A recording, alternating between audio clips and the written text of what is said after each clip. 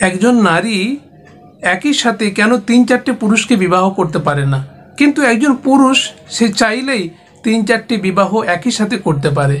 এর কারণ হচ্ছে আল্লাহ সুবহানাহু ওয়া তাআলা নারীদেরকে তৈরি করেছেন গর্ভধারণ করার জন্য। পুরুষ গর্ভধারণ করে না। সেই জন্য একটা নারী যদি একাধিক পুরুষের সঙ্গে সহবাস করার পর গর্ভধারণ করে, তাহলে সে সন্তানদের পিতৃ পরিচয় হারিয়ে যাবে এবং এতে করে বংশধারায় তালগোল পেকে যাবে এবং নারী তার সন্তানদের ভরণ পোষণ করার ক্ষেত্রে সে বাধ্য হয়ে পড়বে এবং একটা টাইমে গিয়ে সে স্থায়ী বন্ধ্যত্বও হয়ে যেতে পারে, যার ফলে মানব সমাজ বিলীন হয়ে যাবে। এছাড়াও আধুনিক বিজ্ঞানে সাব্যস্ত হয়েছে যে এইডসের মতো যে রোগ সৃষ্টি হওয়ার প্রথম স্টেপ হচ্ছে একটি নারী একাধিক পুরুষের সঙ্গে মেলামেশা করা। এই কারণে আল্লাহ সুবহানাহু ওয়া তাআলা তালাক প্রাপ্ত নারীর স্বামী মারা গেছে তাদের জন্য একটা নির্দিষ্ট সময় বেঁধে দেওয়া হয়েছে, যাতে করে গর্ভাশয়টা পবিত্র হয়ে যায়। যেমন আমরা জানি কোনো তালাক প্রাপ্ত নারীর জন্য হচ্ছে 3টে পিরিয়ড কমপ্লিট হওয়ার পর সে অন্য পুরুষকে বিবাহ করতে পারে, এবং যার স্বামী মারা যাবে তার ব্যাপারে বলা হয়েছে আরবাআত আশহুরিন ওয়া আশরা, 4 মাস 10 দিন।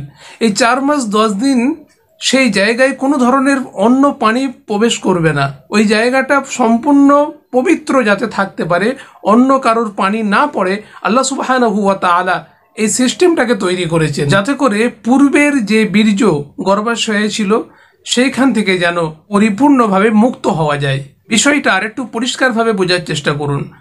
আপনার নিজের একটা জমি রয়েছে, আপনি কখনোই সেই জমিতে ধান, গম, ভুট্টা একসাথে আপনি কখনোই ফসল ফলাবেন না। তার কারণ আপনি জানেন যে একই জমিতে 3-4 ধরনের ফসল সম্ভব নয়, একটা টাইমে গিয়ে সমস্ত কিছুই নষ্ট হয়ে যাবে, কোনো ফসলই আমি পাবো না।